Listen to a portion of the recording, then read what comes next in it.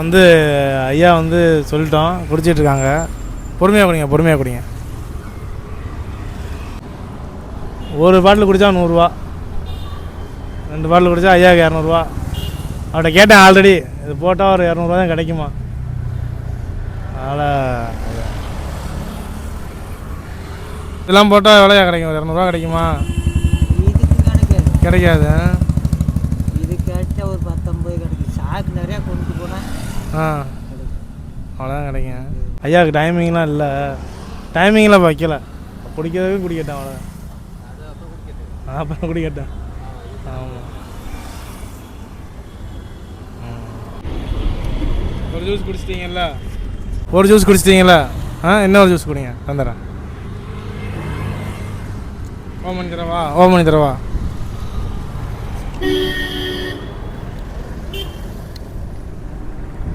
முன்னாடி பண்ணோம்ல, அந்த மாதிரிலாம் பண்ண முடியாது. நீங்களாம் கிடையாது.